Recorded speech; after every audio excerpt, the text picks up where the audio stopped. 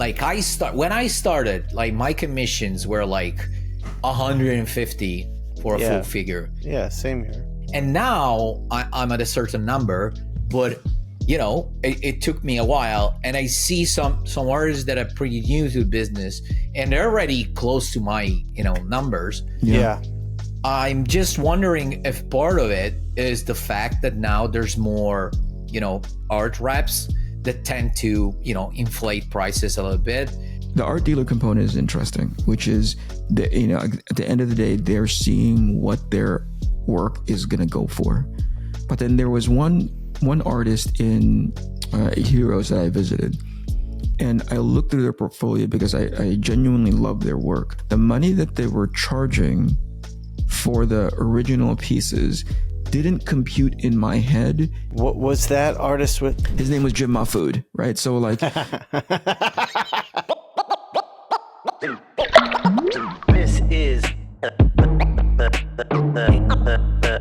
Inkpulp podcast. Why is that number off center? So Was weird. What, the countdown? Yeah, they did a bunch of different things. Censored. They did a bunch of different things. Like they gave me a lot of power. Like, look, I can turn Matteo off now without having to ask him. Oh, we're in trouble now. But look at this. Like when I turn him back on, it doesn't want to. The camera doesn't want to come back on. Who decided to give you all these new Matteo. powers? I'm wondering. Like they clearly don't. I never heard clearly of this don't know, man. podcast and how dangerous it is to give Eric so much power. Listen, can you see him? Because I can't. I see a frozen picture of him. Yeah. That's all I see. Oh, me? Oh, jeez. Yeah. Eric already fucked up the podcast. All right. What are we doing? This episode sucks already. Yeah, it's been a shit show. Let's make it exciting. Okay. Listen, Riverside, we love all the little tweaks and adjustments that you guys have been making in the background. I suspect that you're getting a lot of feedback from your audience and user base, and I'm going to guess that the changes that you made fulfilled 90% of everything that everybody's asking for. But I gotta be honest with you, it's been a week since we did the last episode of this thing, and you guys have made so many changes that just for the time being, until I get used to it, I hate this app. Like I hate it very. I'm gonna leave it to Shawn to start doing this stuff until I get comfortable. I have StreamYard again, so we can always move back over there. Yeah. But there was a reason we didn't like StreamYard. Yeah. It was just because you couldn't upload all the different files, Right. all the That's different right. feeds at the same time. That's right.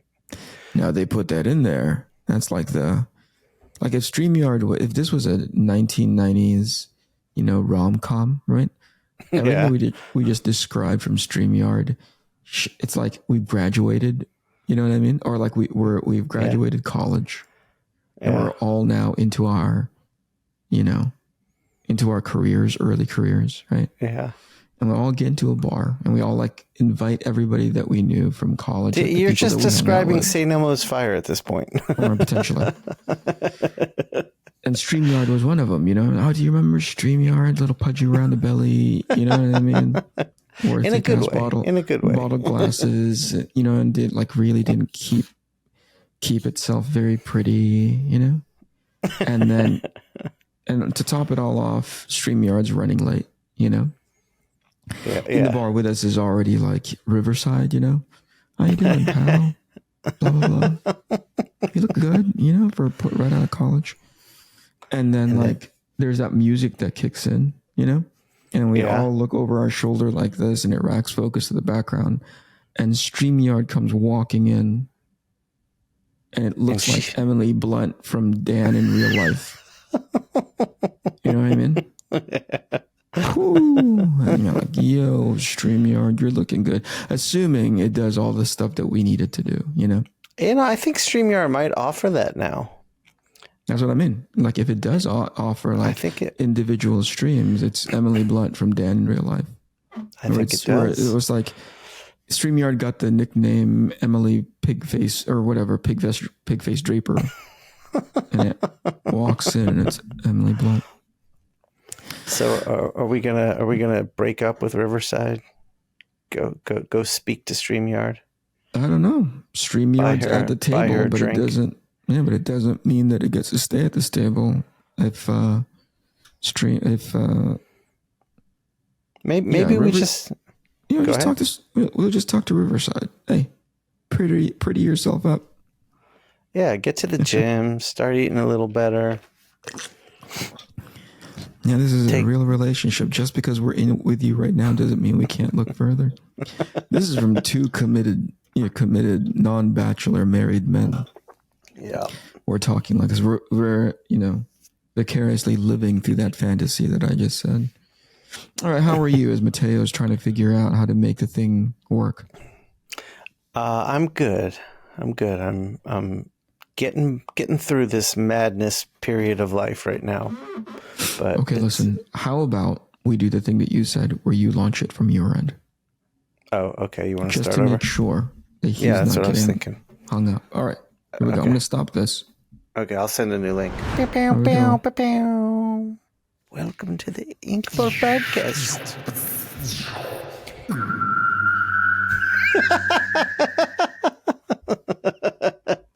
Jamie, just put some effects on that. I think we have our new intro. You are entering the realm of the Inkpulp podcast. Guys, I want to thank you for accommodating me, because I know, our old schedule where we would record 7 a.m. my time wasn't ideal. So now we're trying to do it closer to 5 a.m., which typically I'm up at 4. So this isn't an issue. Just recently, the past few nights, I've been I was telling you guys about these waves of like numbness that would go through me. Yeah, so you still having that? No, because my physician's, I think it's a pinched nerve situation. Oh. And so my physician, I was asking to go and get a CAT scan or whatever, but our healthcare and medical system is so amazing. They don't immediately just give you need a referral, first of all. Yeah, it's and then so when good. you finally do go to the doctor and ask to see if you can get one of those, they want to take everything off the table first before they just have you sent in, which I don't understand, but I'm no expert. Anyway, in getting this referral, he said, well, let's take a few things off the table first. Let's make sure it's nothing that we can't handle on our end. And I'm like, that's fine, So he's been putting me on these muscle relaxers. So I take one every night before I go to bed. Oh, so you're sleeping now. I'm sleeping great. Yeah, I bet. And so when I saw and I was like, hey, I think I'm doing something today. I don't sleep through the night, but I certainly get back to sleep faster. I'm that much more relaxed. And so I'm looking at my calendar. I'm like, fuck, I gotta fucking talk to these assholes, And then the beaten angel that's sitting on somewhere on my shoulder is like, you asked for this. You asked them if you can go earlier. So there's a part of me that was just like, man, these guys are really nice, but also these guys are fucking jerks. The fuck am I doing? So you're actually probably the cause of your nerves getting pinched. Yeah. Every time I feel like I've taken everything else off of the table except for this show, and it's like, it's got to be this show. I don't have any. There's actually mini versions of us, of the two of us, of Shawn and I, inside of you, pinching physically your nerves. If you take a CT scan or something, you'll find out too. The Fratelli nanobots. Yeah. Just choking the hell out of the nerves in my spine. But laughing while doing it. We're just doing it for fun. We just don't know. It's just two kids playing. Yeah. Right, we don't know that we're causing harm, but our goal is just to have fun. It's like infants digging into their diapers and discovering poop. Oh, I don't know what that is. That's nice. So are you saying you want to change the time again, Eric? Is that earlier, where we're going? I would prefer that we do it 9 p.m. the previous day, That's midnight. Okay. That's midnight for me. Let me do the math, because yeah. That's going to be like 5 a.m. for you, Matteo. Shawn, do you think he's just having fun, just switching hours just to see how far we can go? No. Fun. I don't think Eric has fun. I think it's his way of just annoying us. Getting to us. Here's the thing. Like anybody else, that would be true. But between the both of you guys, I have a mild level of care where I'm like, oh man, I don't want to disappoint those dudes, so I show up.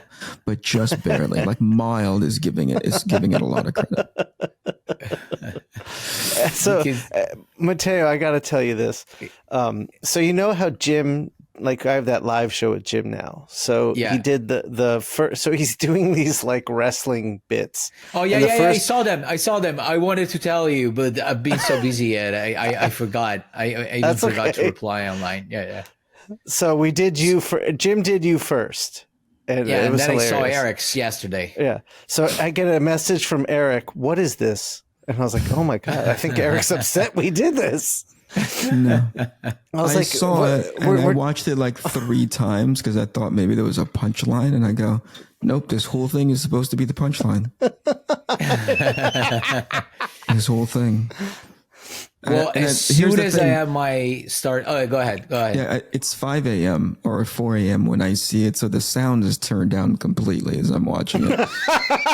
Okay, well, that's just okay. Like, that's different. I have the, what do you call it? Well, if it's not down, it's really, really low, so I'm only hearing bits of it, because I'm watching it in bed. It's 4 a.m.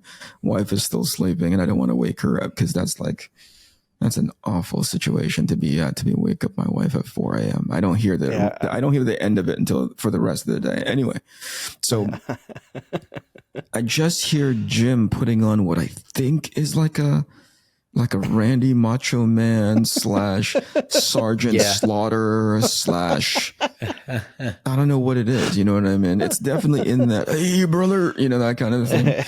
Yeah.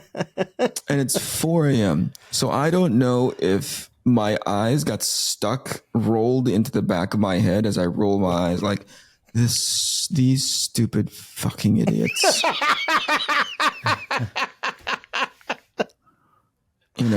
And it's all of these thoughts, by the way, that help me fall. Again, I'm on muscle relaxer, so it's all of these thoughts that help me fall back asleep. Where I'm like, these fucking idiots. I wish I had this kind of time. Like all of those things just rolled out of me in my head. My eyes get stuck in the back of my head, and I just fall back asleep again. So in a way that it's good, but I'm telling you, when I wrote "What is this?" I wasn't annoyed. It wasn't coming from a place of like, like, what is this? Like, and like that kind of a thing.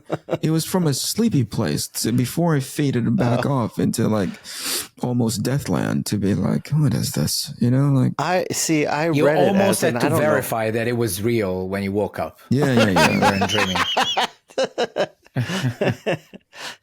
I don't know where I would get the idea from that Eric was saying, what is this, you dum-dums? No, what is this in annoyance would be like, what is this ? Exclamation point, question mark, exclamation point, question mark. Like, what the fuck? Anyway, it's hilarious, you guys. But tell me what the message is, because I don't know what he's saying. The volume is low. All right, so every week we have our live show, and at the very end, like when we say goodbye, they roll. Jamie rolls the clip, and every week Jim goes. It's not Jim. It's the wrestling character. I think his name we decided was the Chocolate Milk Bandit. Mm. It's him going at one like an artist that we're all friends with. So he did Matteo first, he did Eric second, and we've got plans. So what we do is when we record the promo for the episode, so Jamie can make an ad so people know it's going up, we also record that, and then we can use that at the end of the show and then make a social media clip out of it because they're hilarious. I think he should commit to the bit like fully, like walk in front of a guy that's holding one, like a mean Gene Okerlund holding a microphone to his face, and he's got like the robe and the boa. You know what I mean? Oh my god! Well, he's the gimmick is every time he does it, he's getting more and more into a costume. So when he did Matteo, he just had glasses on. Then when he did you, it got even more dramatic, and he's got plans. He's got plans. All right. If he's not rocking a robe with a feather, with a fluffy collar, a la Ric Flair. It's coming. Is the goal to challenge other artists to come on the live? I think because ultimately we will have guests. Yes. Yeah, I so think we're the just goal kind is Jim is fulfilling his cosplay fantasy as a professional wrestler. So what time do you guys record? we go live twice a month, Wednesday night at 7 p.m. my time. But okay. I mean, we can change. Like we know, like when we'll ask you to get on the show, Matteo, that we'll have to change the time, and we can do that because we don't have a set time. We usually advertise it'll be this time. We consistently try to keep it at 7, but we can do it at a different time. So when we ask Eric if we need to at a different time, we can. That's funny. It will be 6 a.m. for you, 3 and a.m. midnight for everybody. Eric. Yeah. 3 a.m. for everybody, you know. What's incredibly amazing about how Matteo just asked that question. First of all, overall, like the fact that the two people that you hang out with on a weekly basis don't know the time of this show with like cosplay Jim, you know, like that's a little bit telling, right? The part that I really appreciate is the fact that it's coming from a real place, which is Matteo genuinely doesn't know. You know, it's like Genuinely doesn't care. Yeah. I, on the other hand, have it on my phone. So you and that other guy, Jim what? Muppets? Yeah. Jim Muppet. Yeah. Jim Muppets. It's a guy. He did a couple of things. Yeah, I have it on my. He's getting there. You know. I have it on my phone, you know, as an alert to be like, okay, this is the time to join. I didn't know it was only a couple of weeks, but I have it on my phone, and then sometimes the alert will give it to me like 10 minutes, 30 minutes beforehand. I look at it and I go like, that's so stupid, you know. Like, Eric sets an alert just to annoy himself and make fun of us to himself. and I get up on my. And actually, you know what? Speaking of, let's do a little thing. Are you guys having fun? I know it's what 4 episodes in, 3 episodes. No, we've only done 2. We are having an absolute blast doing it. Cool. It's given me a opportunity to explore some experimental techniques I've been wanting to have time to do. Yeah. And talk about it. And it's been very successful in that the people watching it are very engaged and enjoying it. Are they? Okay. Because I was going to ask, like, there's a couple times when I watched other streams in the past where people are like kind of drawing, and it's hard for people to engage because the artists or however many artists are on are just heads down trying to draw. Right. Well, right? That's where us being the intelligent, entrepreneurial minded people that we are, we have hired Jamie to be on the show. So Jamie's on the show with us, and he moderates and fields the questions. Yeah. And because he can be like, hey guys, so-and-so asked this, and we can answer.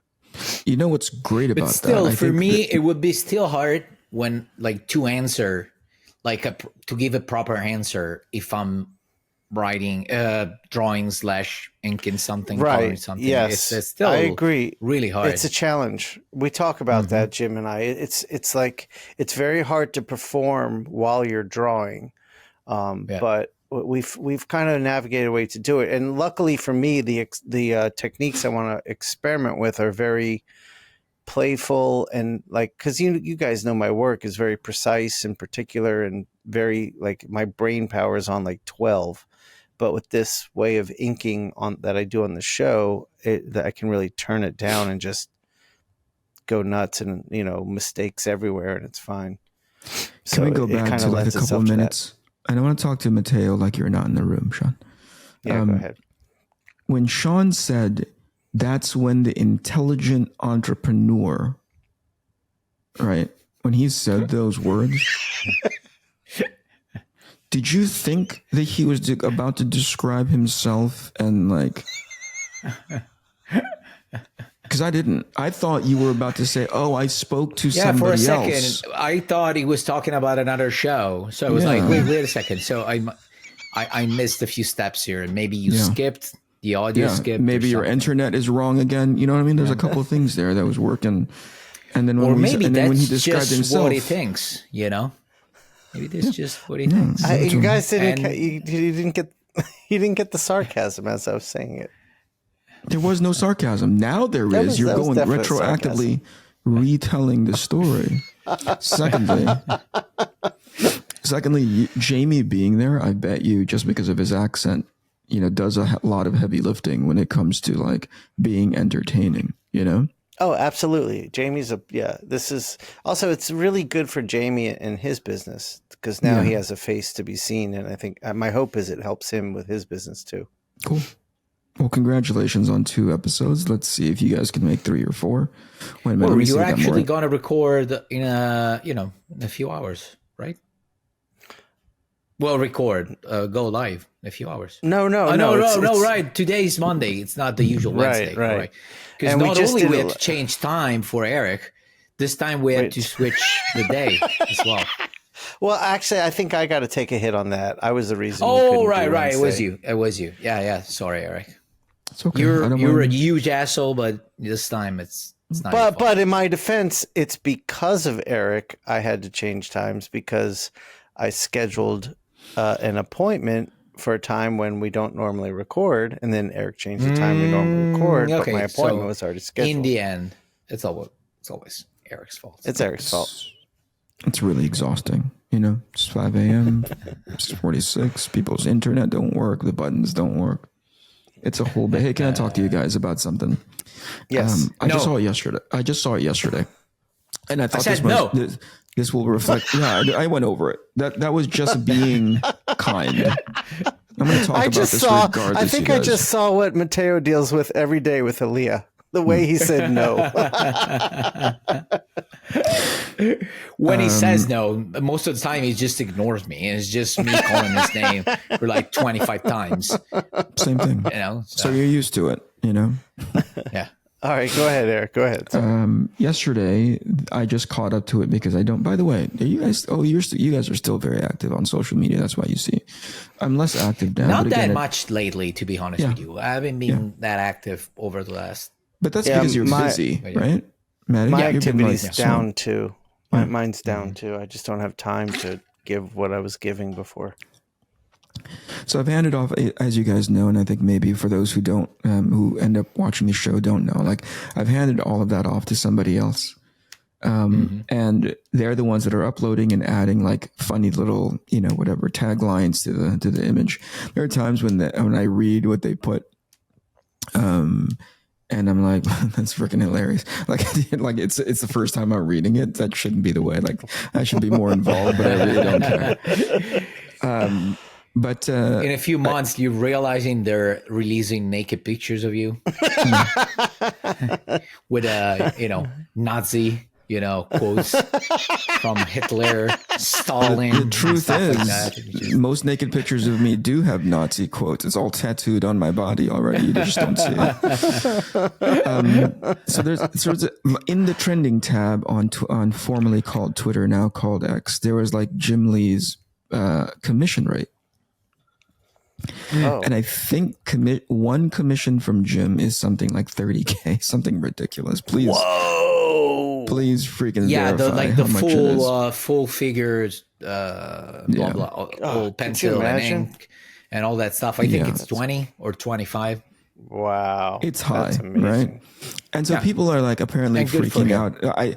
I could not see the people who were complaining about it. I only saw one. I saw a lot of replies, and a lot of the replies were, and I think I kind of agreed with it. It was like, it's Jim Lee. He's earned it. He's made a franchise. He's become he's got a ton of, he's running DC from an editorial perspective. His time is worth that. And besides, when people go and buy some of his work, some people are incentivized because of the nature of that to turn it around and charge a little bit more, to flip it a little bit more. Right.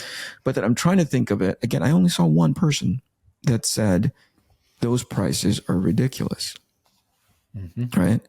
And I wanted to get your guys' opinion on that. 20K.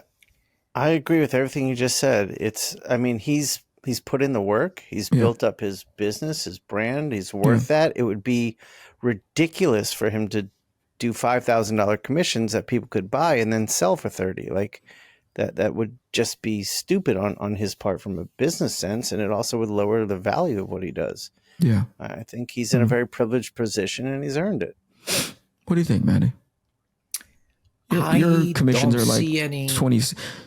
I think you look at Jim Lee and like see where his commission rates are, and you always charge $1,000 more, right? You're like, here's what you're doing, Jim. Yeah, that's just to stay ahead of that's you, what you I piece do. of Yeah, shit. exactly. Yeah. Exactly. One extra $1,000. Like, So no, I don't see anything wrong with it. Like it's just a person as something, and he decides I'm gonna sell this thing, and this is the price that I think it's right.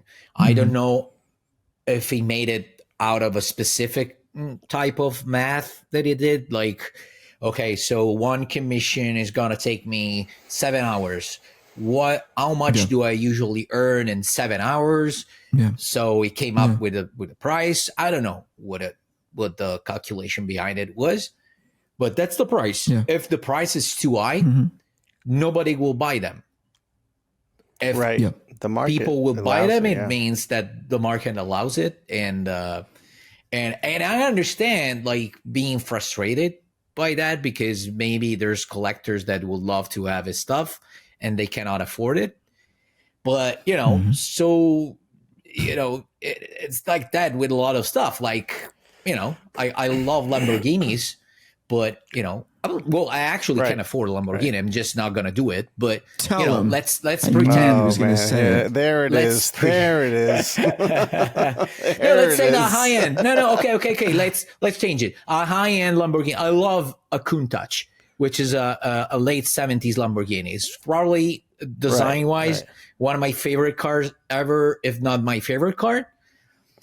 A Countach now costs at least $500,000. I cannot afford it. All right. In order to afford it, I would have to, do stuff like sell the house and do other stuff. Probably sell my kid too, and it wouldn't be enough. It's not, as my kid is not valuable now on the market, but you're looking into the wrong market, man. We're gonna get so demonetized for that fucking comment. Continue, Matty. Go ahead. But yeah, I cannot afford it. So, so be it. Some people are not, even though they're huge Jim Lee fans, they're never gonna be able to afford one of his commissions. Period. That's what happens, And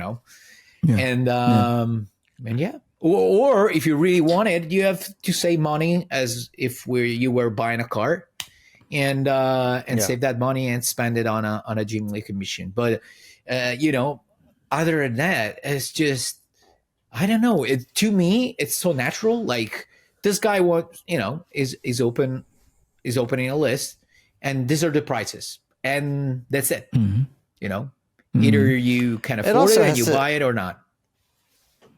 Right. And he has to justify, because he runs a business. So he has to justify taking time aside from that to do something else. And but even if it didn't, like, my premise was, whatever calculation is behind it, even if he doesn't believe that that's the right price, that's the price that he decided.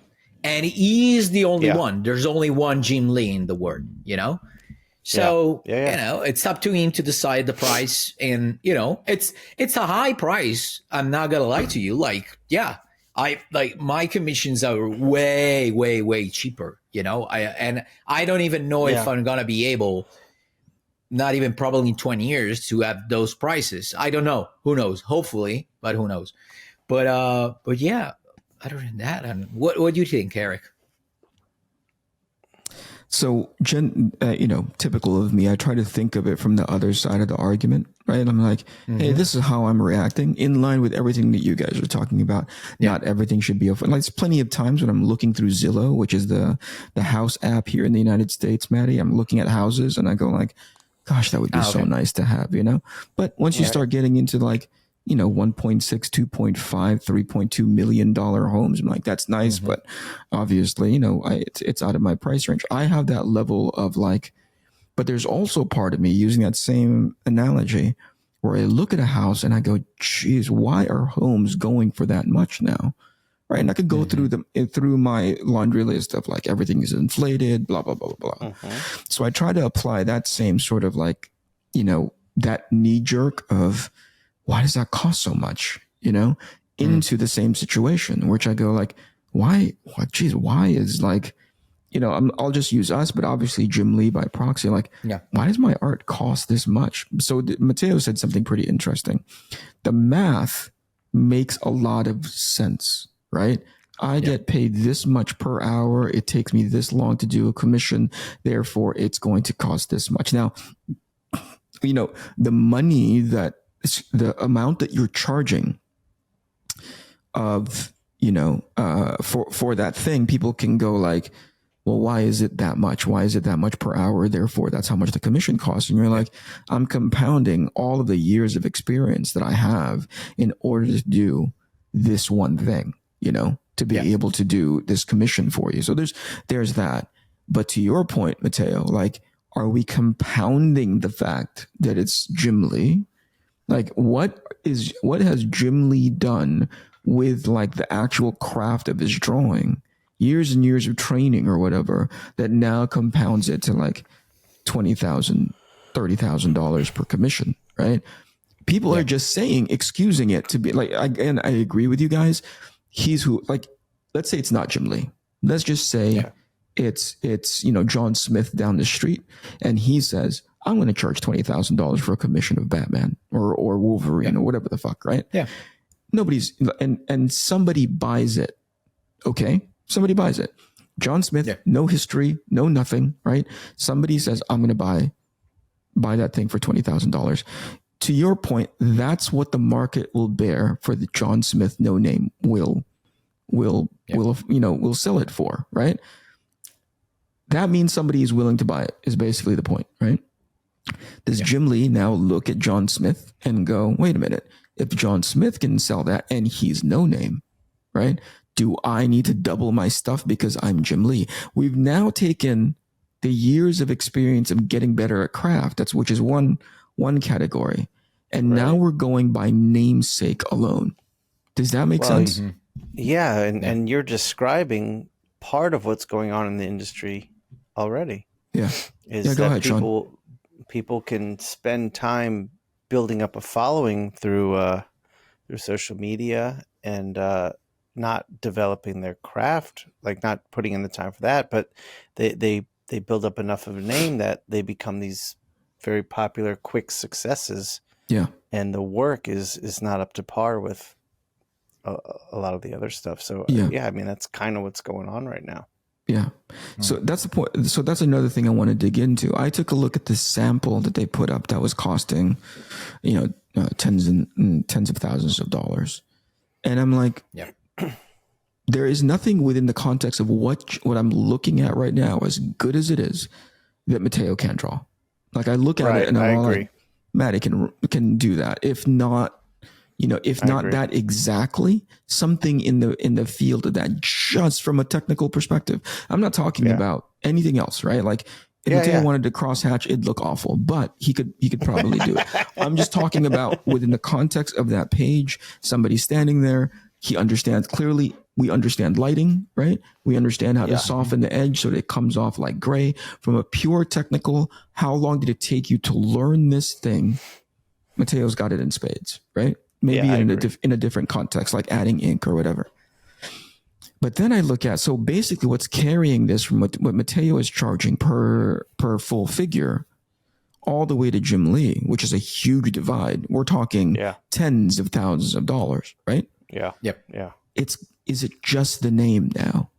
Right. Oh, yeah. And so I started thinking about it in context to like, that bag isn't worth the kind of money, even though it's handcrafted, even though there's only one person working on that bag, even though it took them 3 months or whatever. That, have you guys heard of that? Have you guys ever heard of a Birkin bag before? Yeah, of course. Yeah. Fucking ridiculous, right? Like, there's a guy on YouTube that I watch, and he dismantles all of these luxury items to see the quality of the material, the stitch, the handcraftedness of the materials of these really like Yves Saint Laurent, Chanel, and all those kinds of stuff. Mm-hmm. And then he goes, "This is how much material went into this. You consider even the bespokeness of this. There's only one person working on this bag, as opposed to an assembly line, right? then you go, then like, and then he breaks down how much all of that costs and potentially even multiply it by 3, let's say, just from a pure 300%, right? Just from a pure business standpoint of how much you need. Is it 400% now? I can't remember. In order to you to make profit, and it becomes a certain amount. This is what Birkin is charging for this thing, right? At a premium, and you don't even they don't even sell it at stores. You got to go there by invitation. And I thought, like, that's the same exact thing, isn't it? It's the label that is Jim Lee now. It's right? exactly Yes, that that's thing. exactly right. That's absolutely It's the same thing. You just made me remember a thing.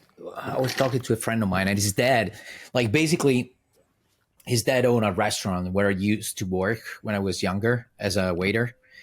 And his dad has always been a reference for, like, good alcohol in general, good wine.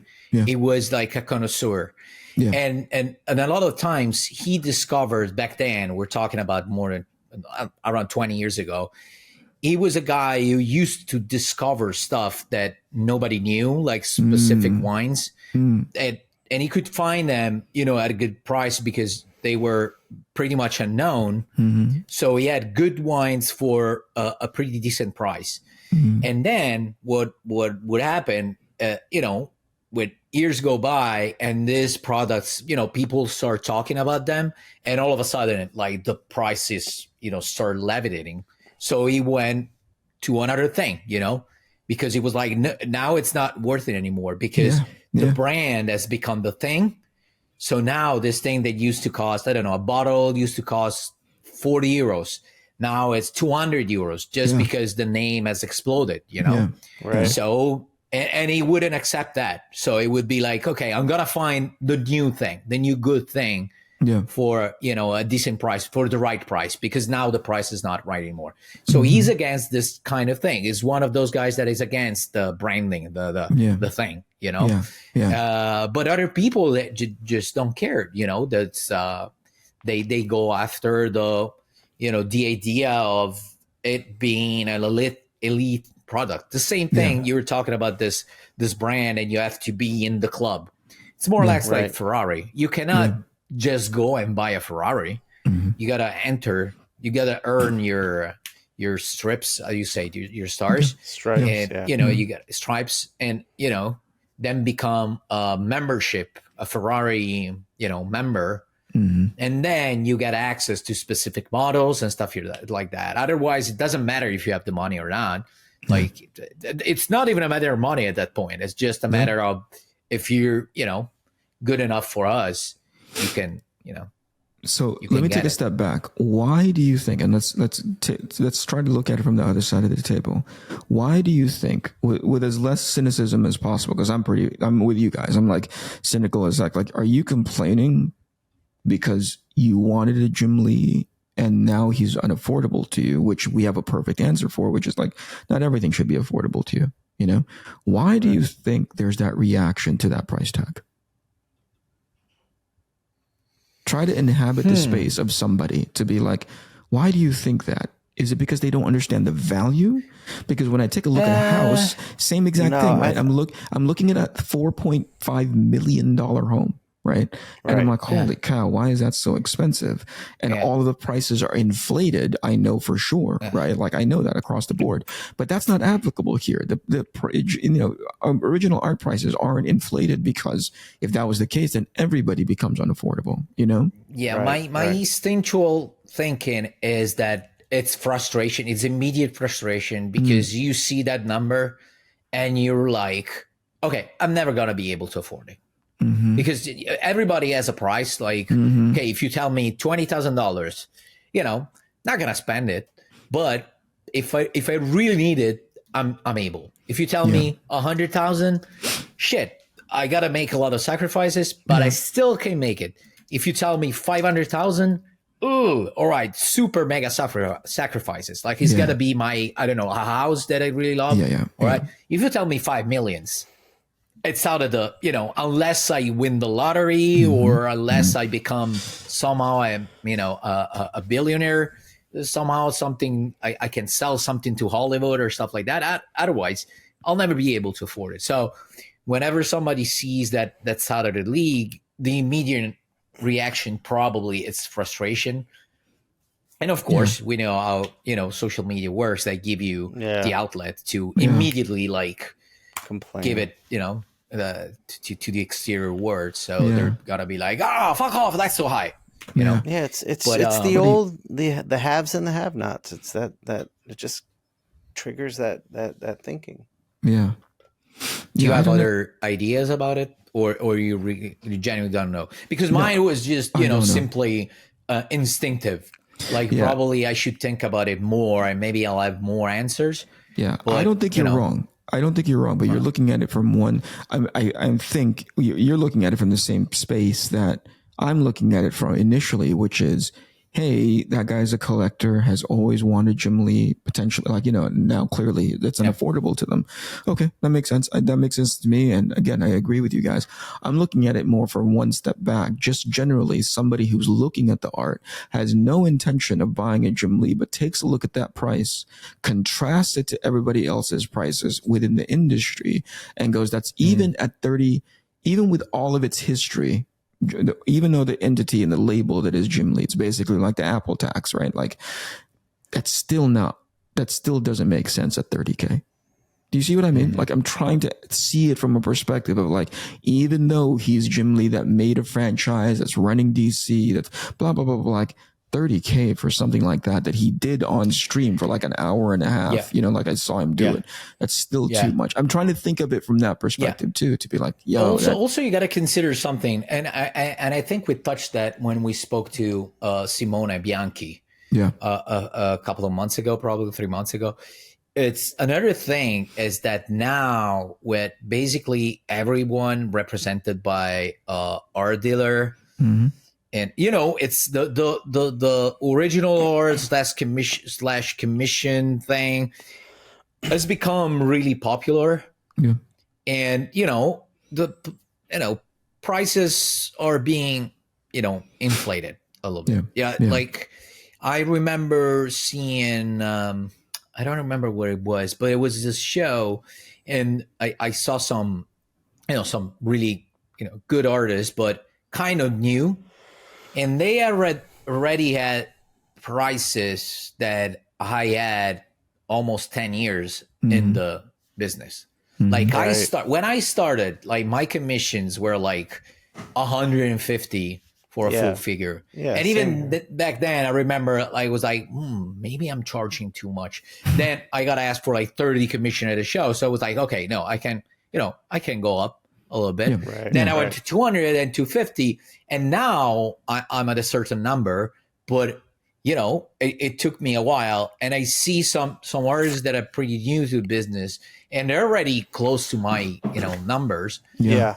So and I mean, if they can sell it again, good for them. I'm happy for them. I want everybody to be a millionaire. It's I don't have anything against it.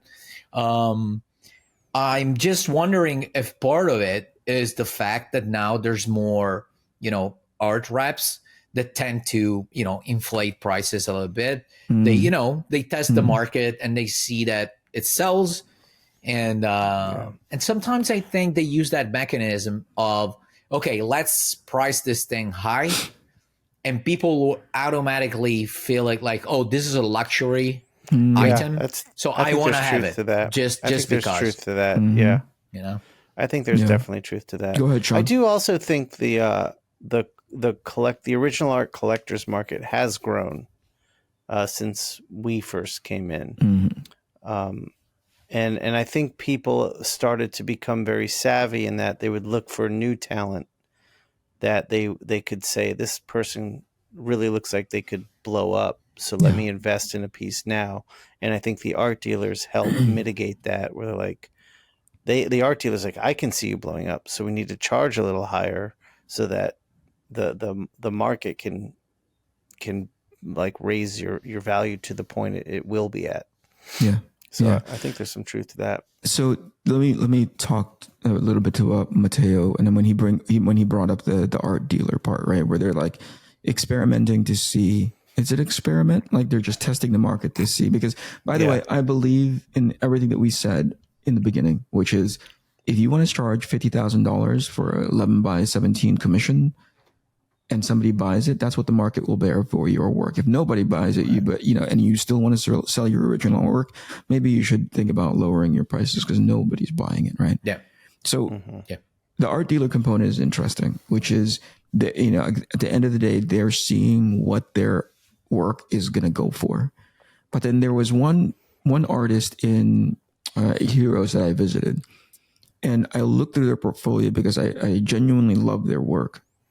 And the money that they were charging, and I guess it's because I haven't been to a convention in a long time, the money that they were charging for the original pieces didn't compute in my head in as far as where their notoriety and the body of work that was in front of me constituted, right? So immediately I was like, I think this guy's pricing his stuff too high for it to sell, compounding with, I don't think he's worked enough to be charging these kinds of money. Was that artist with? His name was Jim Mahfood, right? So like, was that artist with an art dealer? No, that's the other thing. It wasn't with an art dealer, right? Okay. And so a part of that's the part that I want to bring up, which is nuance, right? But then when I reacted like that later on, I was like, whatever. That guy believes that his value is there, and he's willing to say, I don't want to sell it for anything less than this, which is good for him because I've seen the opposite. Right. We've walked through multiple conventions where maybe two of us go and then like somebody's like, one of us stays back at the table because we're setting up, whatever. And it's like we come back after we do our early morning walk around to the show and the artist is there. We get excited when somebody is like, this guy is awesome and his prices are way down here. Yo, he's way undercharging for yada, yada, yada. Right. We've had that experience too. So in a way, I was surprised by my reaction to going like, I think that's way too high. When we've done the opposite, where we've like, that's way too low, So do you think? Yeah, but I think that's part. Sorry to interrupt, Shawn. No, go ahead. I think that comes with the fact that how the sausage is made, meaning that you have at least 20 years of experience in the business, so you have an idea of prices, and of course it's been 20 years, so prices change and evolve with time and go up normally. Yeah. But at the same time, you have your internal frame of reference, and the same thing happens to me. Again, I saw at the last shows that I did, I just walked around as you were describing, and I saw some artists, some really good artists, as you said, some artists that I'm a fan of, and I was just curious because sometimes, I still collect. You can see stuff behind me. Yeah, so sometimes if a show's going well, I'm like, you know what? I'm going to buy myself some, nice stuff. And I go around, and sometimes I saw some, pieces that I loved, but I saw the prices. Like, for my experience, this doesn't match. Yeah. Personally. Then on the same hand, I'm like, the moment I decided not to buy them, inside, I'm hoping that they will sell out all the stuff during the show. Sure. I wish them the best. And if that's the price and it works with them, fine. It's never been my policy in general. I think personally that if I give you a list of all my prices, depending on whatever I do, I think they're, I never had that. And with Jason, when to decide we have a new thing coming out, I tend to tell him, okay, no, this one is too high for my standards.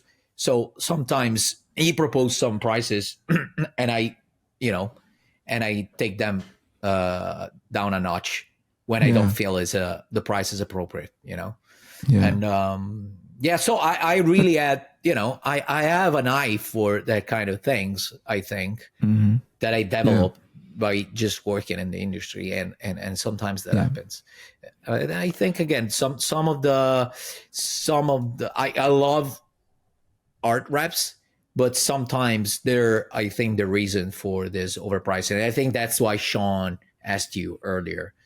Was it that artist represented by an art rep? Because that's what usually happens, in that case. Go ahead, Shawn. You were about to say something. Two things. One, what you're describing about someone charging a lot more than you would have guessed. I remember a story. It was when I think when I first joined Cadence, and Shawn Murphy was there, and the most expensive pages at Cadence were Becky's. Mm-hmm. And I mean, not to take anything away from Becky. Becky's amazing. Talking about Becky Clunan for the audience. Now, right. So Becky's, like, I don't know what the word is, value, for lack of a better word, then wasn't what it is now. And these pages were priced very high. Mm-hmm. So Shawn, being Shawn, didn't think this was right. So he questioned Becky on it. And Becky's response resonated with me because she goes, well, that's what I'm comfortable letting my art go for because it's important to me and it's close to me. So I charge what makes me okay with giving it up. Yeah. And that's another side of the coin that I tend to not think about, but that could be part of it too.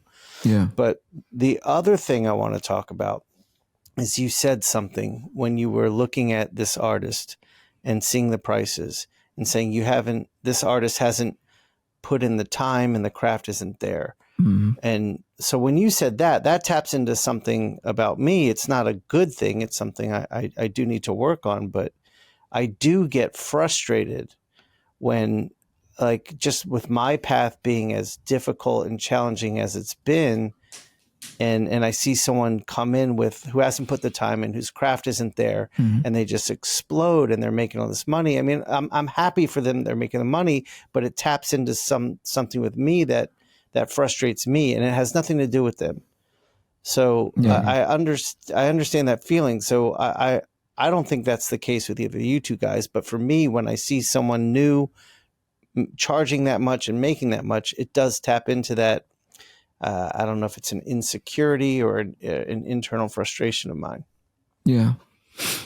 Yeah, I think there's something to be said. Sense. There's something to be said about, like, knowing that you're hot and therefore you're going to leverage that. I think that's just a smart business move. You know that you're in this, spotlight right now, so you'd better take advantage because who knows, the way the industry works, spotlight can get off of you pretty quickly, Right, that's very true. There is also that thing that you said, which is like, what Becky said, which is that's how comfortable, that's my comfort level of letting go of that original piece of art. So there's a bunch of different approaches to it. So now I'm trying to think of it, I'm trying to, like, use that as an overlay to the original question of, like, the Jim Lee, or maybe even this guy. Was that the deciding factor? In order for me to let go of this is how much I'm charging, independent of, the years that I put into it, independent of, like, the professional notches on my belt. It's so weird to me because there's no longer, it's weird in the best way possible because there's no industry standard. You know what I mean? There's no, like, right. So it's kind of cool that that's happening. So then you take that and you go, like, you take that overlay and you apply it to Jim Lee. It's like, is Jim Lee in the background going, like, this is how much I need to charge so I can feel comfortable letting go of this Batman thing? I'm like, I don't think that's true. Cynically, in my head, I'm like, I don't think that's true. That is the Birkin bags of, like, Batman drawings. Absolutely. Yeah. But to Matteo's point, because Matteo has, like, his story was, I came in charging this much and I had to spend years raising my value. Sure. And a conversation Jim and I had recently, because on our live stream, we auction off the drawings we do. Yeah. And we're getting about 50 to 60% of what our stuff at that size would normally go for. Yeah. And so Jim was getting concerned. He's like, should we do smaller pieces? He's like, I don't want to bring my value down. Yeah, that's interesting. So that's another thing to think about. My point to Jim was, our show is young, and right now the OG listeners, the first wave of listeners, are going to get a deal because of that. Yeah. As our show grows and collectors start to come in and raise the prices, and my experience with auctioning is, more than not, I would get a higher value for my pieces in an auction because you get two people wanting it and they get into that bidding frenzy. Sure. And you end up selling it for more and more. So I was like, Jim, I think this is just a little bit of a, like, here's a perk for all of you who came in at the beginning. I'm not concerned with it lowering our value. It's something we should keep our eye on. Yeah. But I think in a few months we're going to be doing better than we anticipate. Yeah. Go Yeah, ahead, and man. aside from that, here's another point of view that you can have about it. Meaning, generally speaking, even for us, we have a podcast, and it's not for free. Like, we have the great Jamie editing, and Jamie, it's his job. That's how he pays the bills. Yeah, he's a pro, and so he's a pro, and we have to pay him. So in your case, you're basically using that hour, or no. How long does an episode, the live It's about show it's 90 minutes to 2 hours. Okay. So in those 2 hours, you're going to be spending them by drawing. And then you're going to be selling those. And with that money, you're going to be, you're going to pay basically the show, the editing of the show and everything. So it makes sense. So basically you're using those funds to, fund the show that you're making. So it's, it makes sense. It's another way of seeing it. I don't know that's a good way of seeing it. Absolutely. Yeah, it makes total sense. You brought up an interesting point of there's a way to look at it in such a way that it makes a lot of sense for the long term, right? But I'm also considering what Jim is saying. As you release pieces into the wild that make it that much more, because perception is ultimate. For some people, perception is reality, right? Right. You start releasing pieces for this is the bad version. This is a bad example for $50, $60, $100 on a show. But when you're at a convention, you're charging close to $1,000 for this kind of thing, right? There's this weird thing that happens with people where they go shoot, it's why are you charging $1,000 at a show and $100 for this thing that you're doing? Obviously, there's a lot of things that go into that. It's bespoke to you. You specifically want Judge Dredd, and I didn't draw Judge Dredd on the show. So there's a lot of things that compound into it. But just overall, the perception of your work, Jim potentially could be right, which is there's too much of your work out there. I completely agree with him. And that's why I said, let's do this for let's do it for another month, maybe a month and a half, like 2 or 3 more shows. And if we're still not getting the value of what we need, we do need to think about maybe we should just be doing small little head drawings that we can auction off a few of them. But because he is right, I do agree with him. Yeah, releasing that much artwork. I don't know. I'm in the at one point in my career. This goes back to 1925 when I was much younger. I thought why wouldn't you allow people who are big fans of your work access to buying an original from it if they want to? You know what I mean? There was that still part of me to be people are fans of your work. The people who are technically buying it are also fans. But the reality of the original art market is people can be a fan of your work, but also understand how much they can flip it for.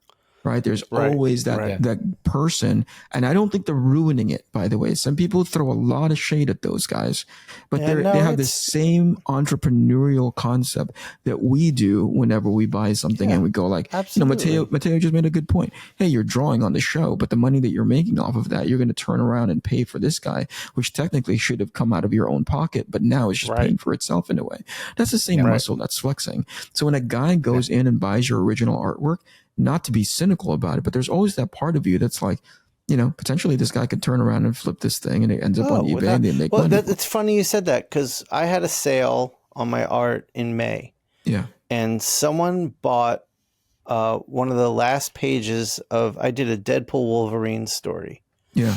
And with the movie coming out, there was in the trailer, there was one a few little shots that looked like the story I drew. Yeah. So I contacted the writer. I was like, you think they're using our story? He said it looks like it. So we'll see. So I think this buyer thought, hey, maybe this will be in the movie. So let me buy it at this sale price. And it's an old page. It didn't cost a ton of money. Yeah. And then he immediately put it on his Comic Arts fan page for a lot more. Yeah. And so Jason sent me the link hey, look at this. And I was like, why are you showing this to me? Does this upset you? Yeah. And Jason's like, no, it's part of the game. I was like, that's how I see it. It's part. If Jason's point was, I'm curious if he could get that much, because then we need to rethink pricing. Yeah. So yeah, but for like, yeah, sure, that guy bought it cheap and he's trying to flip it for 3 times what he paid for it. If he can get it, that's the game. Right. But then that teaches us something about our value. Yeah. Yeah, personally, like rationally, I don't have anything against that. It happened to me too. Like of people like stopping by at a table and buy a bunch of stuff, and then finding out 1 month later that they're selling it for, I don't know, like 30% more the price. It's it's what happens. It can happen, and there's nothing legal behind it. Personally, what annoys me, I don't even know if annoys is the right word, but the thing that I love, aside from the money thing, meaning that I get paid for a thing that I did, therefore I have more money in my bank account, more money for my kid, more money from the house or whatever. It's I genuinely enjoy that a person loves my stuff, therefore they decide to spend some money to have it, to own something of mine, and maybe having it framed and on their walls. Like I'm genuinely here. Like I genuinely love it. Like I like the idea, and so that's the thing that sometimes it's a little disappointing when I see that happening. Like meaning somebody who buys and flips it. But I wanted to add a little something. Sorry, about the commissions and the pricing and all that stuff. Like sometimes another reason for high prices could be that there's people that hate doing that, like doing commissions and stuff. So it's their way of saying, hey, I hate doing this. If I have to do it, it might as well be at the highest price ever. It's sometimes I had the same feeling because I hate doing blank covers. I hate them. The paper, the area that I have to work. Yeah. And unfortunately, it's something that goes a lot in the market. It's a really popular thing. People love them. I hate them. And every time I get a cover to do, a blank cover to do sketches on, every time as I'm working on them, I'm just inside. I'm boiling. I'm like, fuck, I hate this fucking thing. Yeah. It's so frustrating. sometimes in my head, I was like, you know what? Next time, especially when I'm really frustrated, in my head, I'm like, next time I'm gonna charge double for blank covers. Yeah. So if you really want it, you gotta give me a lot of money and you gotta make it worth it, because I'm not enjoying myself at all as I'm doing this. Yeah. So that's another way to see it, sometimes. Yeah. Go ahead, point that I was bringing up was, at one point years ago, I thought maybe, the art that I have should be accessible and people should be able to buy it because they're fans. And if they end up flipping it, that's on them. But then there's also a part of me that was like, if there's too much stuff out there of my work, it suddenly starts to be perceived as devalued. It's just in human nature, like there's, McDonald's can sell a gazillion burgers or whatever, but there's a reason why they keep it a certain price range, right? The moment you start going like, hey, this isn't as easily accessible, you start raising the price. I'm still undecided on whether or not $20,000 is the going price for like the Jim Lee price hike. You know what I mean? Yeah. Like an Apple, I know this because I buy a lot of Apple stuff. I look at the technical specs of what goes inside an Apple machine and I go like, there's no reason for it to cost this much. But the uptick in price, right, which is like what, 20%, 30% potentially. It's like, okay, I understand. I get it. I'm paying for this thing. I'm an asshole for it, but whatever. It's manageable to me. But then there is a huge divide. Was the person who I saw where I was like, geez Louise. Oh, a personal favorite of mine. And in the irony is that Jim Lee is influenced by this person. I take a look at a Kevin Nolan page and it's high. You know what I mean? Like an original piece of Kevin Nolan, like not a commission that he does at a show or whatever it is, even the ones that he takes home and then, sends to you later on.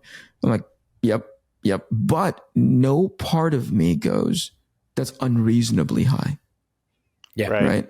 Right. When I take a look at a Jim Lee page, a part of me, just a small part, right, goes, man, I don't know if it should be worth that much, right? Yeah. I understand. By the way, I agree with what you're talking about. It's like, that's what the market will bear for a Jim Lee page. Right. If somebody can afford that, go ahead. Right. But there's still a part of me that goes like, I don't know. As artists, I think we look at Kevin Nolan as almost like the pinnacle of like craftsmanship. Sure.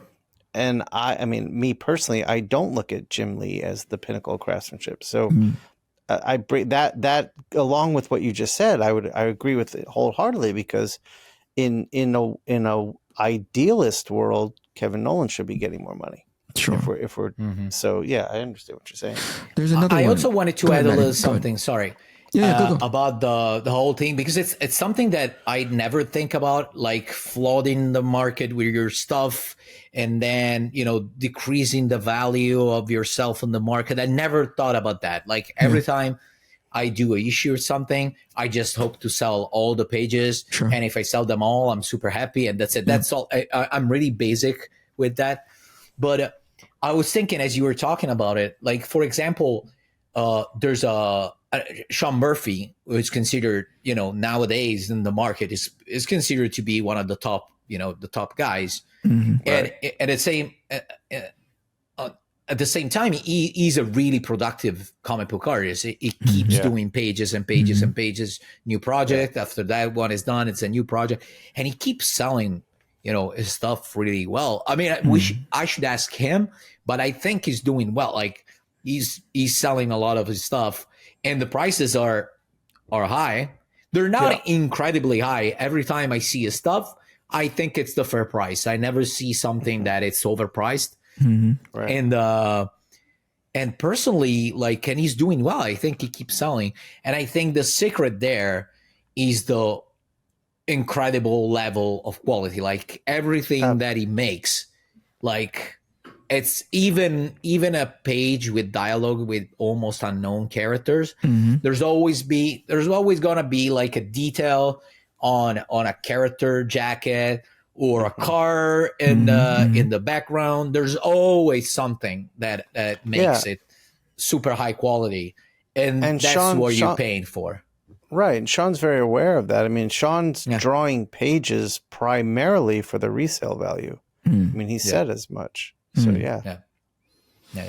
Okay, that's worth. Eric, to your point about fans who aren't like big money collectors, one thing I've started doing, I noticed Matteo's doing it too, is offering up sketches and thumbnails and prelims, which is at a much more like, if you can't afford a cover from Matteo, you could probably afford the prelim for that cover, which is still a beautiful piece of art. Yeah.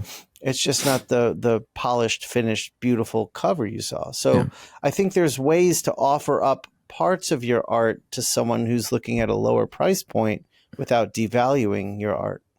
Yeah, again, that was when I was much younger, right? When I still had hope and there was still love in my heart. You know what I mean? Like, I used to think like, hey, maybe there was when I was very young, Just a little bit though. Just a little bit. Yeah. What if Eric was as a young creator before you knew him, just full of joy and hope and happiness? By contrast, today it's a stark difference, But then there's a part like as soon as I grew out, as soon as I got more cynical is not the right word, but definitely more realistic. Like I'd realized at some point, especially if you continue down this path, you start pricing yourself out of a certain demographic of consumer, right? And that's just the way things work. It shouldn't. Right. There's nothing that says, "Hey, this should be accessible to everybody." That's just not how things end up shaking out. It's not a rule, but for example, that's the motivation, the reason behind me starting to sell, the layouts and all that stuff. Sure. So you can have that as a reason to do stuff. Like, sure.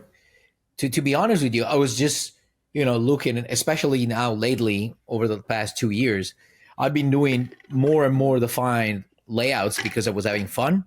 And then by looking at them, I was like, you know what? This is a sellable item now. It's not just a quick shitty sketch. So there might be people that are interested. And the same thing that Shawn was saying, there's a lot of people that cannot afford a cover by me now, but they could afford that.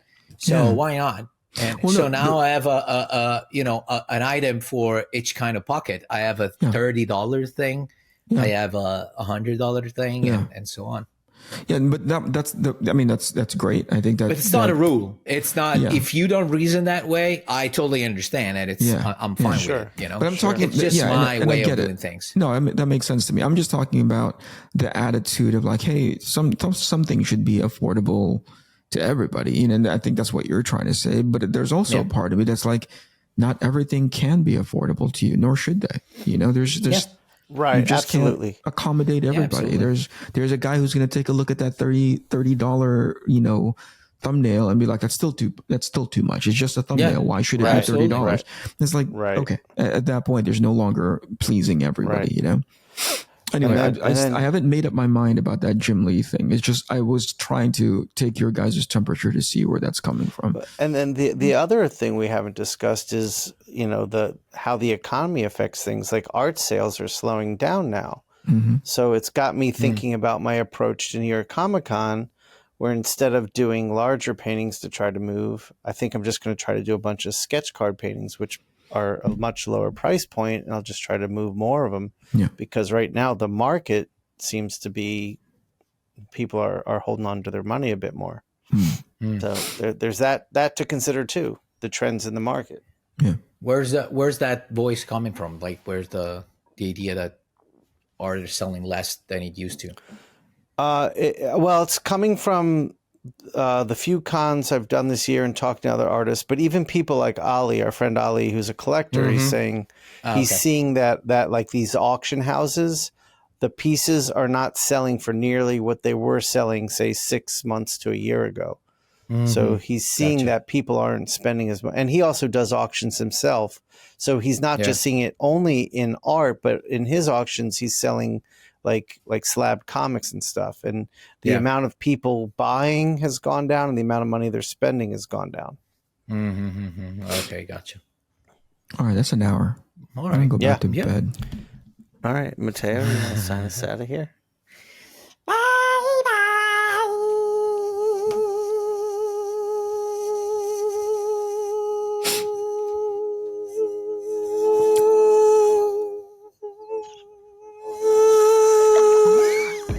Like a mosquito. Inkpulp podcast.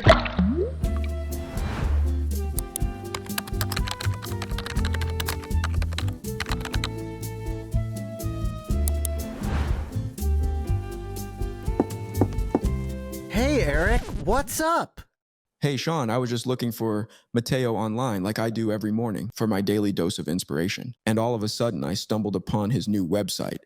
Matteo has a website? That's amazing. Let me see. Isn't it great? It has everything you need to know about Matteo. You can buy his books, check his newest Instagram posts. You can even watch the latest episode of our podcast on it. Wow. Matteo is amazing. This is so great. But wait a second. What is this? This is the best part. By subscribing to the Dumb Shark newsletter, not only will you receive promo codes for original art on Essential Sequential and information about new releases, but you'll also have access to a digital version of Behind the Fins, which is Matteo's unpublished new sketchbook that collects all of his best cover layouts. Wow, Matteo is so generous. This is an awesome gift. I want it too. Let me subscribe right now. Yeah, Matteo really knocked it out of the park with this one. Right when you think he's hit his peak, he somehow finds a way to outdo himself. I'm so impressed. Hey guys, I'm a little worried. Looks like someone keeps looking for naked pictures of me online. Wait a second. Eric, is that you? Nope,